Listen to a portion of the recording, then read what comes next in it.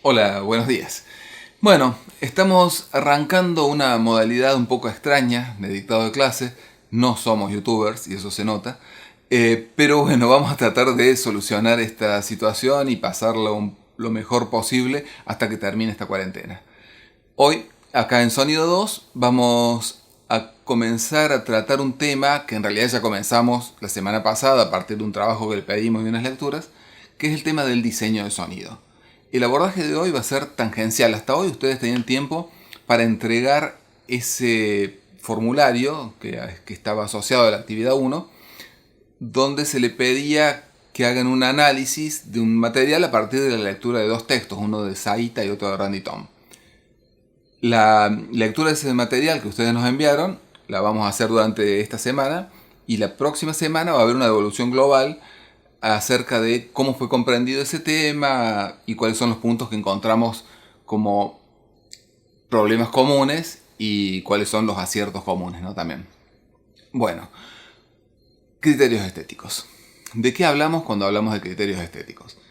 Muchas veces cuando nos presentamos a un concurso o aplicamos para el programa País o el semillero de talento, por ejemplo, nos piden que presentemos una sinopsis, un tratamiento audiovisual, hasta un guión en algunos casos, y criterios estéticos. ¿Qué son los criterios estéticos? Es eso que nos va a decir cómo se ve, cómo se escucha un film. Pero en realidad, los criterios estéticos son con un conjunto de reglas y normas que nos autoimponemos para tomar las decisiones en lo referente a lo estético. Es decir, por un lado vamos a tener los criterios de fotografía que van a regular cómo se va a ver esa película en términos fotográficos, criterios de montaje que van a hablar tanto en términos estructurales como que pasen los enlaces y demás, criterios de dirección, criterios de actuación, criterios de producción incluso, y criterios de sonido. Estos criterios de sonido van a determinar cómo se escucha tanto ese mundo que rodea la película como el registro de las voces, la música y la mezcla, ¿no? Todo lo que hace el sonido va a estar incluido dentro de esos criterios, de esas pautas generales. Entonces, ¿cómo formulamos criterios estéticos? Que es lo que nos está interesando un poco pensar ahora. Nosotros vamos a definir, de alguna manera, criterios estéticos como una articulación, ¿no? Una articulación entre objetivos que nosotros tenemos, cosas que nosotros queremos que le pasen al espectador, que el espectador sienta, entienda, vivencie, recuerde, cosas que queremos que le pasen, objetivos de recepción en el espectador, y recursos. Vamos a utilizar determinada música para generar o para incentivar determinada emoción, vamos a hacer determinadas combinaciones de sonido para que el espectador entienda que está ocurriendo determinada cosa en el espacio contiguo, vamos a trabajar con las voces en planos mucho más cercanos para acercarnos a la intimidad de los personajes. Es decir, muchas cosas podemos hacer para poder hacer esas pequeñas articulaciones. Para ordenarnos un poco, yo hice una clasificación un poco caprichosa de grupos de objetivos, ¿no? Agrupé los objetivos en 4 categorías. Estas 4 categorías no necesariamente abarcan todos los objetivos posibles en la recepción de un film, pero sí nos van a servir para ordenarnos y para poder ir entendiendo cómo es esto de pensar criterios estéticos, es decir, pensar aquellas cuestiones que nos van a dar dentro de la diversidad de un film la unidad, ¿no? Bueno, yo empecé categorizando en 4 grandes grupos. Objetivos situacionales, tendientes a ubicar espacial y temporalmente la diégesis de la obra o incluso introducir al espectador en determinada clave de género. ¿Qué sería esto? Es decir, nosotros vamos a tener una serie de objetivos que están intentando que el espectador se ubique, entienda de qué género va la película o se ubique si la película está ambientada en determinada época o en determinado lugar. Digo, para ver esto, un ejemplo, la banda de voces en Diarios de Motocicleta. No, Diarios de Motocicleta, una película de Walter Salles, brasileño, que con un mexicano que hace de porteño y un porteño que hace de cordobés, arma un recorrido por Latinoamérica. La película en sí ya es un recorrido por Latinoamérica, pero veamos este fragmento donde las voces de los personajes nos van a ir vistiendo y nos van a ir dando cierto color a esa Latinoamérica, ¿no? Por otro lado, pensemos que también la película podría haber tenido otros criterios. Digo, estos de respetar los orígenes de los personajes, podría no haber sido de esa manera y trabajarse en una lógica un poco más neutra. Me parece un acierto el criterio de Salles, bueno, y lo vemos acá.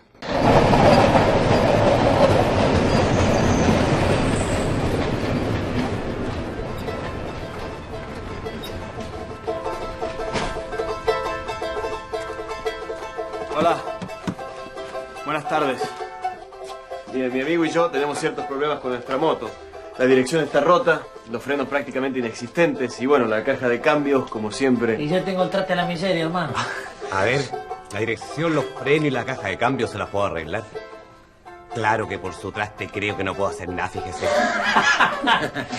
Bueno, no tenemos ni un centavo. ¿Cómo? ¿Ustedes ni un centavo?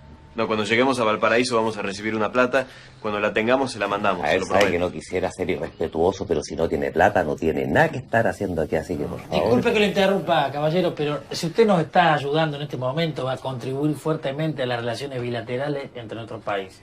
No sé si le estoy entendiendo, pero lo que usted pretende es que yo No la sabe qué, arregle. creo que no nos estamos dando a entender bien. No, además no podemos confiar que todo el mundo sepa quién es quién en el campo de la medicina latinoamericana. Por favor, doctor. Sí, sí, para eso, no. Y casualmente, justamente salió hoy un artículo en el... ¿Qué la casualidad? En el Austral de Temuco, ¿no es cierto? El diario. Sí, sí.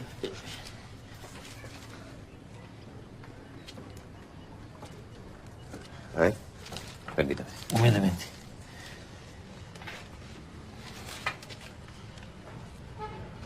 Mira qué da. Tulio. Bueno, la foto no es muy buena. Sí, no salimos muy favorecidos. Miren, son ellos. Caballeros, para mí va a ser un verdadero honor arreglarles la moto. Ah, muchas gracias. Claro que una vez que termine la partida de naipes con mi mujer. Claro, no hay problema. Prioridad uno, pues señores. Saben que esta noche hay baile en la alcaldía. Y si Dios quiere van a estar todas las chiquillas del pueblo invitadas. Ah, qué lástima. No. Me devuelve el... Muchas gracias, Le entrego la moto. Entre al tiro nomás. Aquí se la arreglamos.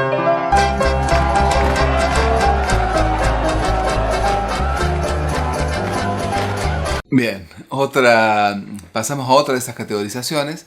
Ahora vamos a hablar de objetivos que son empáticos subjetivantes. Es decir, nos referimos a objetivos tendientes a introducir una determinada emoción, sensación o predisposición en el espectador. Objetivos empáticos subjetivantes. Es un poco rimbombante el nombre, pero en realidad refiere a todos esos recursos que vamos a aplicar para generar en el espectador identificación con el protagonista o hacer que se sienta de determinada manera el espectador ante determinada circunstancia, ¿no? O a lo largo del film que vaya sintiendo determinadas sensaciones. Para analizar esto vamos a poner un caso de una película donde una adolescente que escucha y habla normalmente vive en el seno de su familia, que son todos sordomudos. Esta adolescente comparte esa casa con los sordomudos y bueno, la historia comienza a partir de eso, ¿no? A partir de la relación entre ella y su familia en una etapa donde ya comienza a tomar ciertas decisiones en su vida. ¿Cómo pensarían ustedes el tratamiento, por ejemplo, de la banda de sonidos de la casa de esa familia de sordomudos? Esto es un ejercicio que hicimos el año pasado con la gente en vivo, ahora ustedes están en sus casas, así que vayamos pensando cómo se imaginan eso, ¿no? Cuando lo planteamos el año pasado, nos encontramos con que gran cantidad de los chicos, de ustedes, los que plantearon fue, por ejemplo, que solo suenen los sonidos que están en cámara. Es decir, aquellos que la vista ve son los sonidos que suenan, como un criterio, que nos pareció que podía ser acertado. Otros criterios planteados era directamente que los sonidos no suenen y reemplazarlos solo por música. Hubo varios criterios, varios intentos. Veamos cómo lo resolvió el director.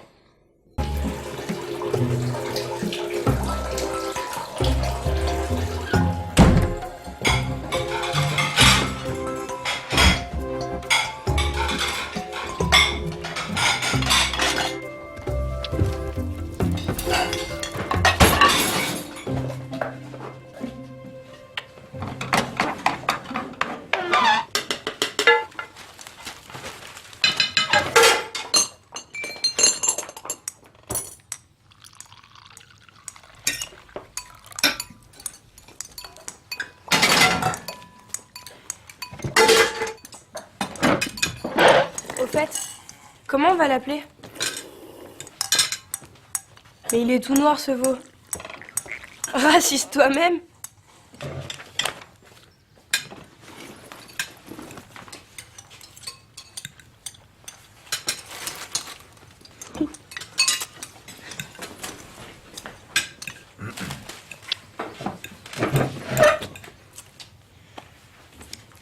Je t'aime aussi. Oh, arrête, maman, j'ai plus 4 ans. Salut, bande d'enfoirés.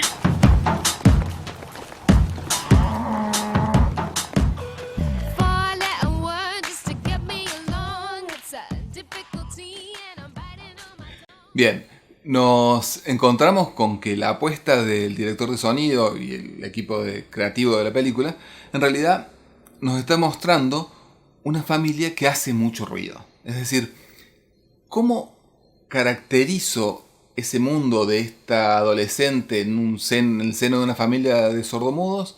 Bueno, ellos no escuchan los sonidos que hacen, por lo cual los sonidos son muy invasivos. Hay mucho ruido. Todos los objetos hacen demasiado ruido.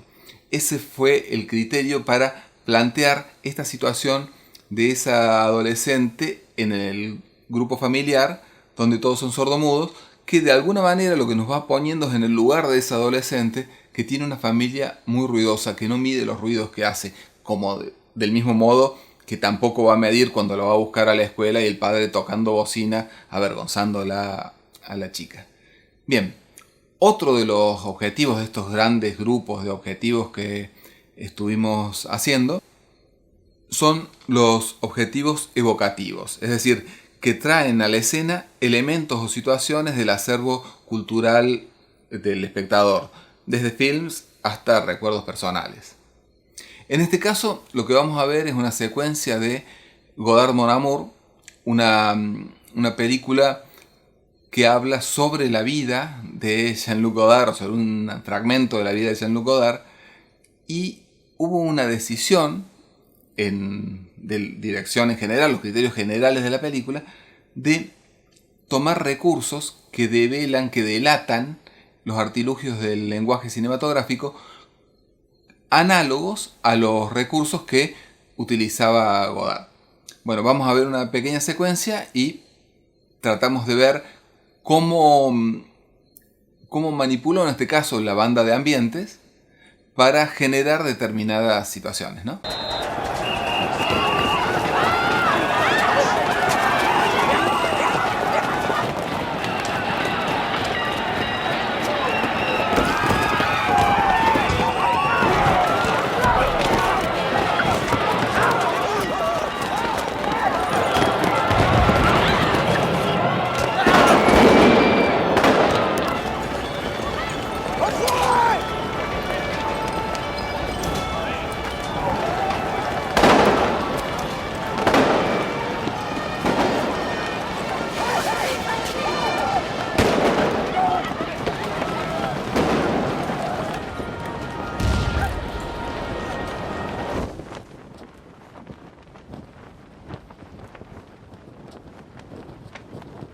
Ça va?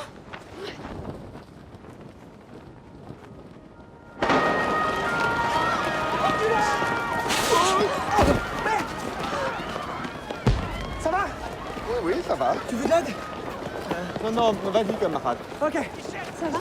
Oui. Oh, je me suis fait extrêmement mal, là. Tes lunettes. Voilà, elles t'ont foutu, là, les lunettes. Ese ambiente de la manifestación que desaparece, en realidad no solo nos permite adentrarnos en esa relación de los dos personajes, sino que por otro lado nos está evocando o trayendo a la memoria estos recursos de la Nouvelle Vague que utilizaba para delatar la existencia del lenguaje cinematográfico, ¿no? Acá funciona ese nivel evocativo, pero también tiene otras funciones, que tiene que ver con marcar esa relación entre los dos personajes, la preocupación de uno por el otro. Bueno, siguiendo con esta categoría, entramos en un grupo de objetivos que denominamos estéticos formales, que tienen como objetivo dotar de identidad a la película o generar determinado tipo de continuidades o discontinuidades. En este caso vamos a ver el tratamiento de la música en la película Leto, una película rusa, que habla sobre los orígenes de la movida del rock en Stalingrado en este caso, ¿no? Con la gente con Mick de Zoo Park. Bueno, ahora lo que vamos a ver es una secuencia donde la música es protagónica. Ну, он очень клевый чувак. Витя, у нас песня хорошая, это главное. А как же Боб? Ну, с ним сложнее. Ну, надо заранее договориться, чтобы его дома застать. А с Майком проще. Ну, он точно наши песни послушает. Да сколько к Майку таких ходит с песнями? О, мальчики, заходите к нам. Заходите. Не бойтесь, мы не кусаемся. Нет, спасибо. Мужики, может на троих, а? Нет, спасибо, мы не пьем.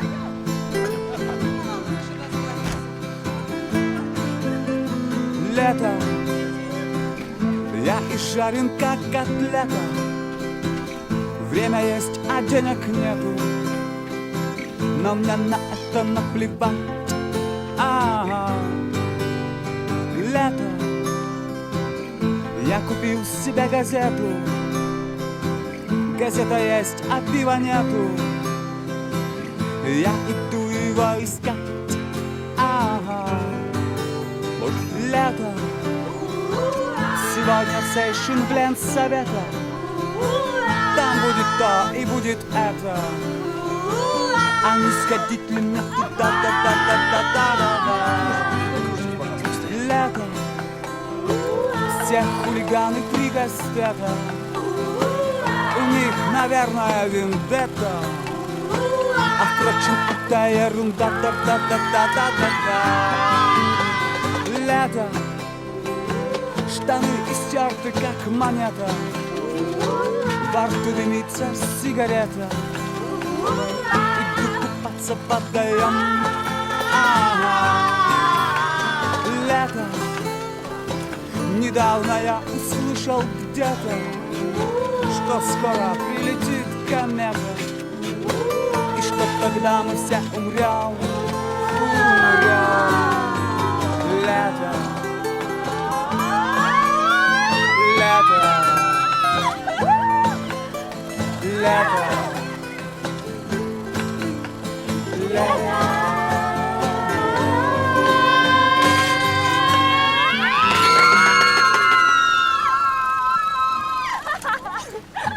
Майк, ты хоть раз бы очки снял, все время без глаз. Зачем тебе мои глаза? Для вечности?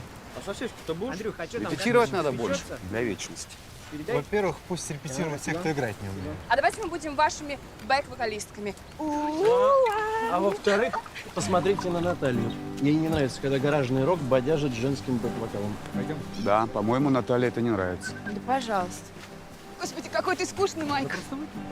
Он женатик. А семья только связывает творческого человека. Не надо Майку мешать. Никто и не мешает. Мик Джаггер бы вас не понял, Михаил Васильевич. У Мика Джаггера нет Натальи. Только потому, что у Наташи нет Мика Джаггера. А зачем мне Мик? Кстати, я знаю, как тебя назвать. Джаггер. Джаггер, вернись.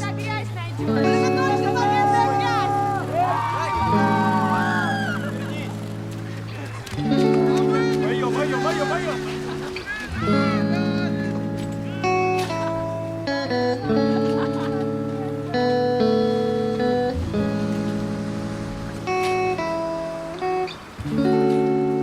Полезные минералы. Карбонат.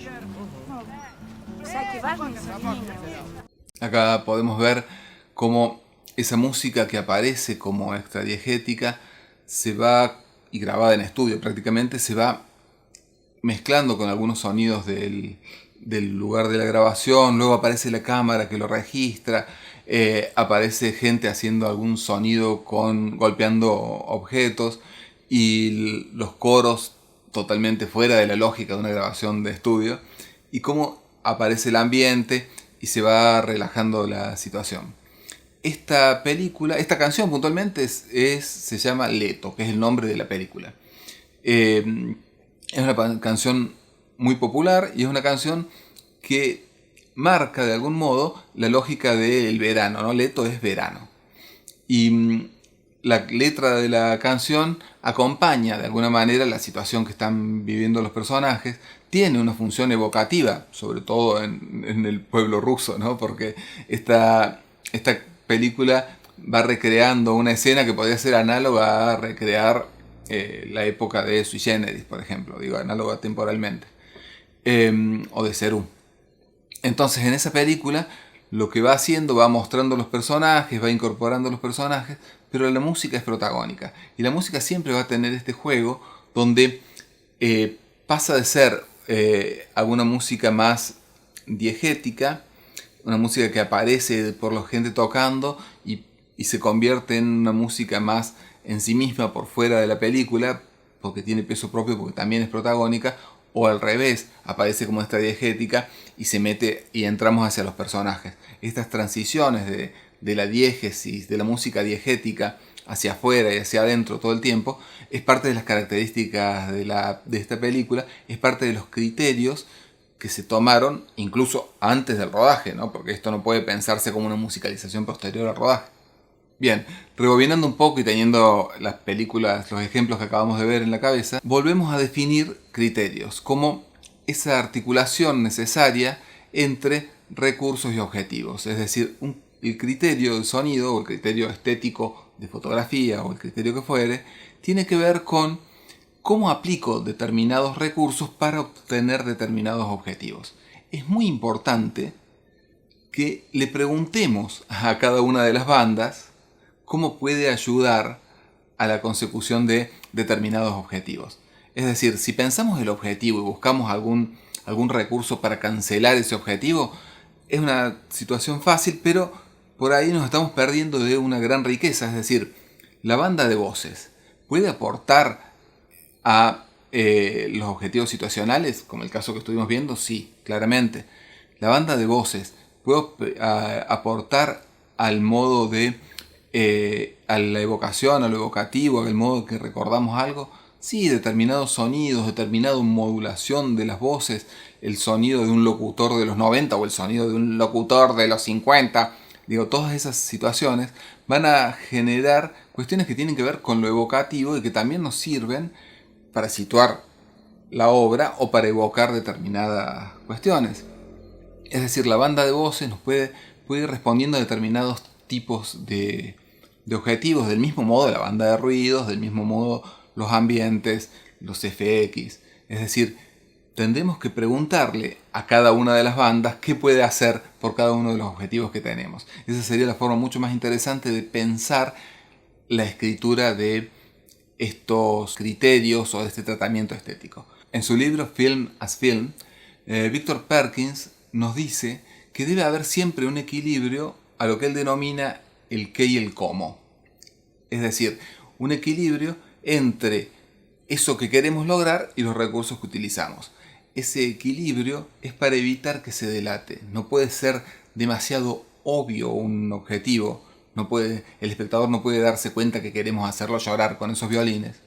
Y por otro lado, tampoco pueden ser tan obvios los recursos porque pasan a ser objetos en sí mismos que llaman la atención. Cuando salimos de una película y decimos qué linda música que tenía, salvo que la película esté centrada en la música, muy probablemente las intenciones que tuvo el director de sonido al poner esa música están opacadas, ¿no?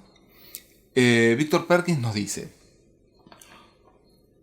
una vez perdido el equilibrio, no puede haber otro nivel de significación superior que lo supla, ya que se perdería toda posibilidad de integración entre la secuencia observación, pensamiento, sentimiento, básica para la comprensión total de un film. No distinguir el cómo del qué es el objetivo de todo nivel de significación de un film. Es muy interesante esta secuencia que plantea observación, pensamiento, sentimiento. Cómo a partir de la aparición de determinados recursos que podemos observar o escuchar, nos va a generar algo, primero a nivel intelectual, a nivel del pensamiento, que nos va a hacer sentir algo, que nos va a predisponer de determinada manera. Y sostiene que esta secuencia es fundamental para la comprensión total de un film. ¿Qué es la comprensión total de un film? Entonces, para Perkins, tiene que ver con comprender el film globalmente, es decir, no solo la información, no solo esa escucha reducida que podríamos hacer o ese análisis de los recursos, y no solo la información intelectual, sino sentir también la película. Este es el objetivo de todo nivel de significación de un film, sostiene Perkins. Junto con este video también hay un ejemplo de criterios. Son criterios que redactamos hace muchos años para una película que nunca se hizo, pero que me parece que está bueno ponerlos porque muestra cómo, sin pensar en ese momento directamente en que íbamos a articular recursos con objetivos, está claro que estamos articulando recursos con objetivos en cada una de las áreas de la película. Son muy generales, son muy breves porque la presentación de criterios estéticos para el Inca nos ponía un máximo de 2 páginas, con lo cual, bueno, eso que ven ahí abajo es lo que pudimos llegar a redactar. Ahora lo que vamos a proponer es el análisis de 2 ejemplos. Uno de una película de Jacob van Dormel que se llama Mr. Nobody, un pequeño fragmento. Y luego un fragmento también del primer capítulo de Chernobyl, la miniserie. En los 2 ejemplos lo que queremos hacer de hincapié es la manipulación de la banda de ruidos y de ambientes para generar determinadas situaciones, muchas de ellas empáticas, ¿no?, que nos vinculan al protagonista. Son 2 modos de manipulación muy diferentes. En uno tiene que ver con qué pongo y qué saco, y en otro tiene que ver con un tratamiento electroacústico a partir de los sonidos que supuestamente suenan en ese lugar. Bueno, vemos primero Chernobyl y bueno, lo analizamos.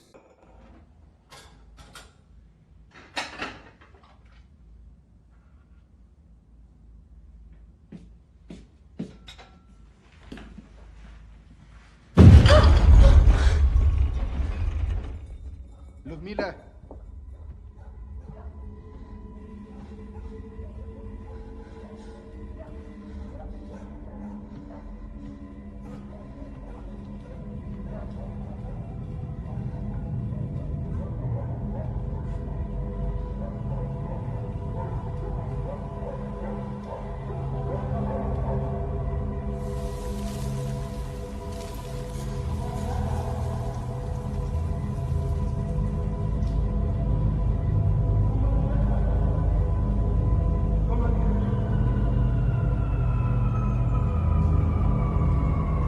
¡Camarada Dyatlov! ¡Camarada Dyatlov! ¿Qué acaba de pasar? No lo sé. Hay un incendio en la sala de turbinas. ¿La sala de turbinas? ¿El tanque del sistema de control hidrógeno?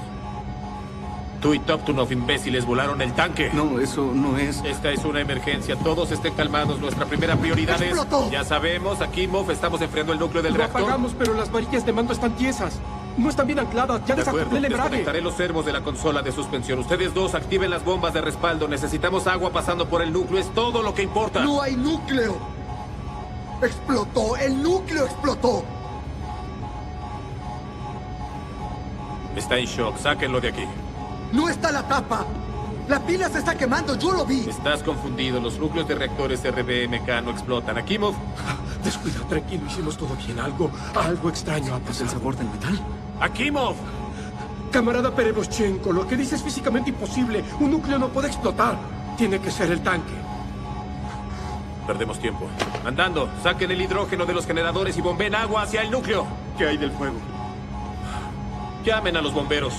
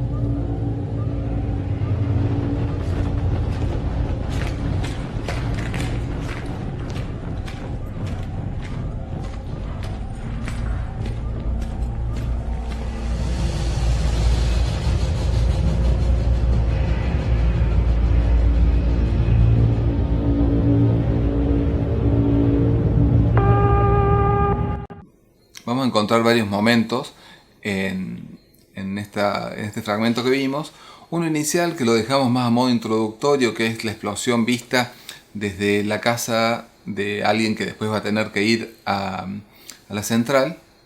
Y de ahí nos vamos al interior de la central, ¿no? Primero con una situación donde luego de la explosión está el aturdimiento de la persona que está a cargo de la central, y lo vemos a partir de cómo percibe el sonido hasta que sus compañeros lo despiertan, lo traen de nuevo, ¿no? Como hay un mundo creado que tiene que ver con lo que le está pasando al personaje.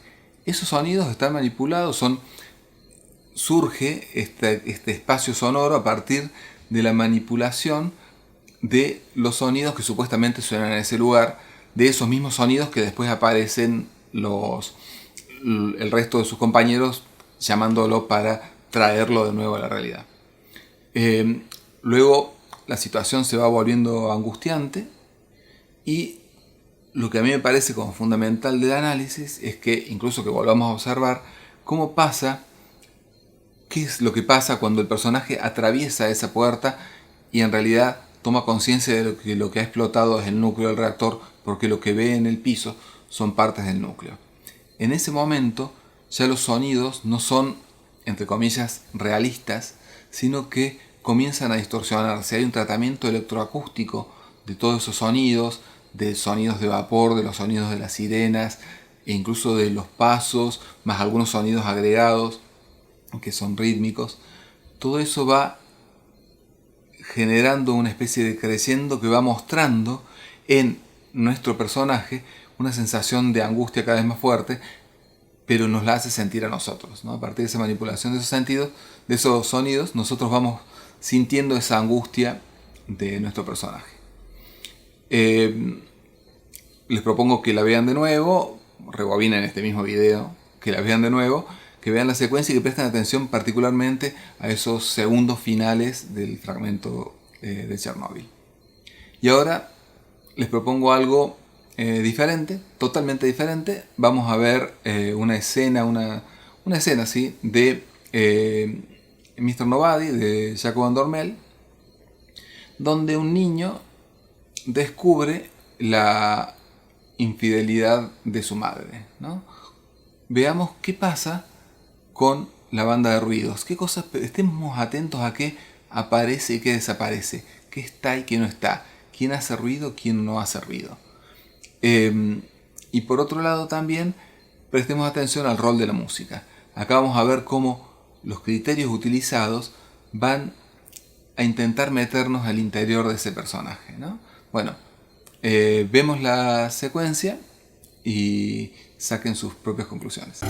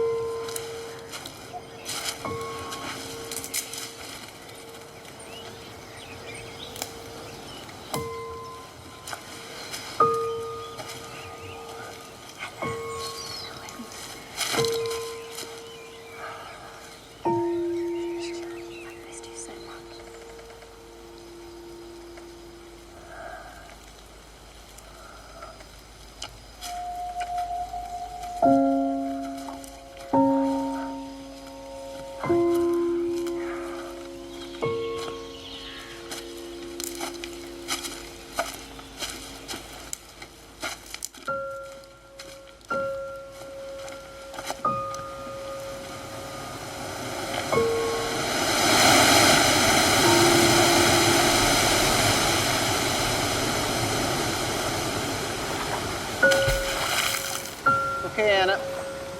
Let's go.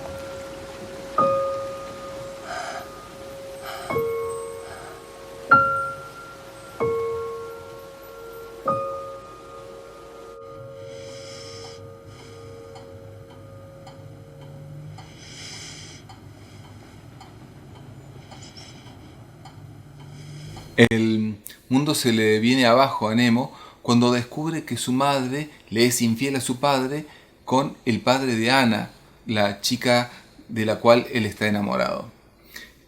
Durante toda la secuencia donde él va descubriendo esta situación, lo que vemos es una selección de qué sonidos suenan y qué sonidos no suenan, a diferencia de lo que pasaba en Chernóbil, donde siempre hay una selección, ¿no? Pero acá lo que vamos viendo es los sonidos no distorsionados que van sonando en un plano determinado, mucho más cercano, y son sonidos puntuales, muy chiquitos, que nos van metiendo en una situación del personaje, también de angustia, pero muy distinta a la situación del personaje que está comprendiendo que la central nuclear acaba de explotar, ¿no?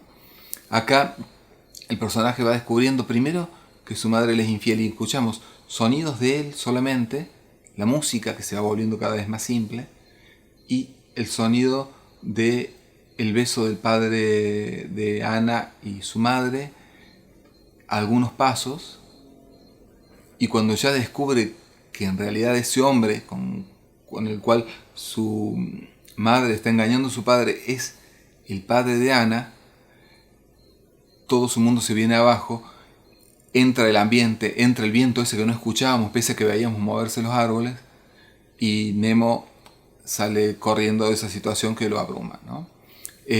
Acá lo que vemos es cómo el uso selectivo de estos elementos en la banda de ambientes, que prácticamente desaparece, y la banda de ruidos, van provocando una situación de intimidad que nos va metiendo hacia adentro del personaje. Vamos generando una empatía cada vez más fuerte con lo que está sintiendo ese niño en esa situación. Así como en el fragmento que acabamos de ver de Mr. Nobody, la música cumplía un rol que tenía que ver con generar determinadas sensaciones, determinados sentimientos en el espectador a partir de la empatía con el personaje. Ahora vamos a ver un ejemplo muy distinto, ¿no? Tenemos un personaje, en la película todo está iluminado, un personaje que está llegando a Ucrania y se encuentra con un país que idiosincráticamente es muy diferente al país de donde él viene. La música en algún punto nos va a mostrar eso y bueno, la vemos.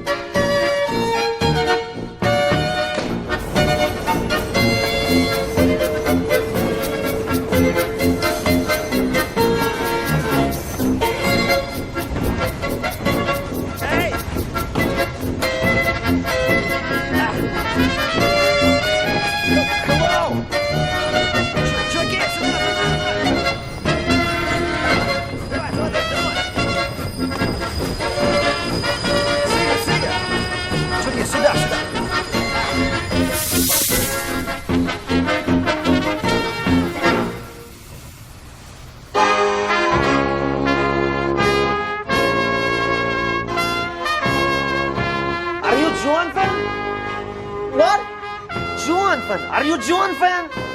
It's Jonathan! What? My name! It's Jonathan! Jonathan! Are you my translator? Yes, I'm Alexander Perchev. I'll be your humble translator.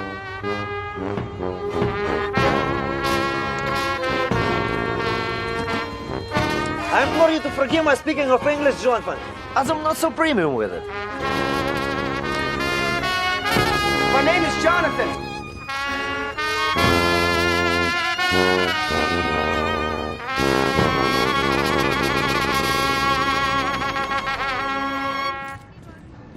Bien, en este fragmento el montaje de una serie de imágenes que nos van mostrando esa Ucrania contrastada, ¿no?, entre la modernidad capitalista y algunas cuestiones más tradicionales de la época soviética, nos va mezclando eso con situaciones como esta que está acá, que es esa situación donde dos personajes que acaban de chocar están sentados sobre sus autos, uno dado vuelta y brindando, y cómo el montaje, la cadencia, el ritmo, el tipo de instrumentos de la música nos va planteando de un modo distendido en esta secuencia de imágenes algo que con otra música tendría características totalmente diferentes.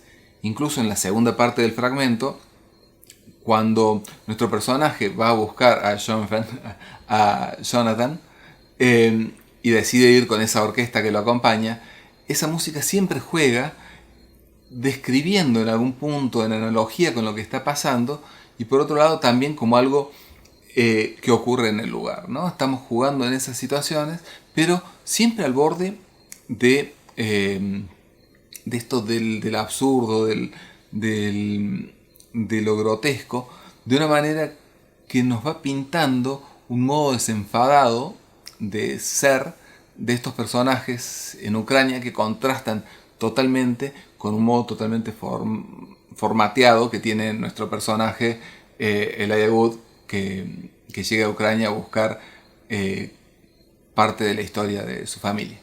Y por último vamos a ver otra secuencia de Mr. Nobody. Es la secuencia que funciona casi inicial, está apenas luego de una secuencia de presentación donde nos va a mostrar todas las muertes de nuestro protagonista, porque la película habla en algún punto de un anciano que recuerda un montón de vidas pasadas. Entonces todos los protagonistas tuvieron alguna muerte en esa secuencia de vidas pasadas. Acá lo que vamos a ver son todas las muertes, pero lo que es interesante es ver cómo la banda de sonido va generando enlaces entre una secuencia y otra, y esos enlaces que genera entre una secuencia y otra nos van a permitir dotar de una continuidad al fragmento, donde en realidad estamos viendo el mismo personaje que muere, pero en vidas totalmente distintas, ¿no? Tratemos de ver cuáles son los elementos que se mantienen. Como pista, siempre hay una alarma sonando, ¿no?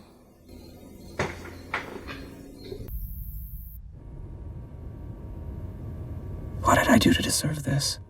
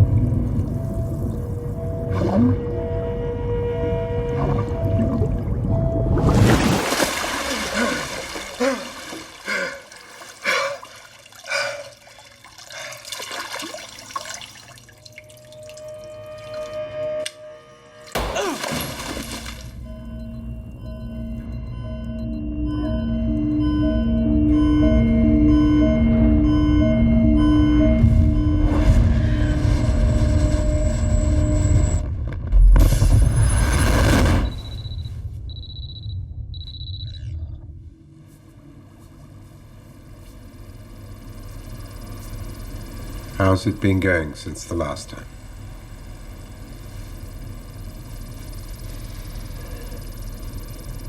Do I know you? We see each other every week. Y acá podemos ver como en esta secuencia, en diferentes escenas, cada una se va enlazando una con otra. Primero el cierre de ese espacio de la heladera donde ponen al muerto se junta con las puertas cerradas del auto, el espacio del encierro, el agua, y luego el agua en el personaje que sale, el disparo que se une a lo que está pasando en esa especie de estación espacial. Y bueno, cada una de estas situaciones está enlazada una con otra a partir de determinados recursos, pero siempre está sonando algo que es la alarma que el viejo luego corta y despierta de ese sueño de todas sus muertes. Acá el sonido va teniendo una función que está más dentro de esta lógica formal de suavizar o enlazar cada una de las escenas distintas que componen esta secuencia. Bueno, esto fue como una introducción al tema de criterios, a cómo pensamos los criterios de una película. Lo que nos queda ahora es tratar de pensar en función de un ejercicio concreto. Lo que vamos a hacer es plantear un ejercicio, va a estar escrito acá en el aula virtual. El ejercicio va a plantear una situación de un personaje en cuarentena, una historia libre, y ustedes van a tener que hacer una pequeña síntesis, una sinopsis muy breve o una idea de esa historia, y cómo cada una de las bandas va a responder a una serie de objetivos que ustedes van a plantear. Bueno, los esperamos la clase que viene. Vamos a trabajar más profundamente el tema de diseño, y bueno, este ejercicio debería estar completado para esa clase, para que nosotros podamos ir evaluándolo. No es una evaluación con puntaje, lo que queremos ver es si hay algún nivel de comprensión, nos sirve de un feedback, a ver cuál es el nivel de comprensión de los temas que estamos desarrollando. De este modo, que en realidad es nuevo, vamos a tener muchos errores, es perfectible, pero bueno, pedimos que nos comenten cómo estuvieron, no en YouTube, por favor, que nos comenten en el aula virtual, si esto les sirve, qué cosas les parecen un poco flojas, sobre todo para poder ir mejorando, y así, bueno, que tengamos una cuarentena un poquito más efectiva desde lo académico, aunque sea. Bueno, abrazo, cuídense y nos vemos el martes que viene.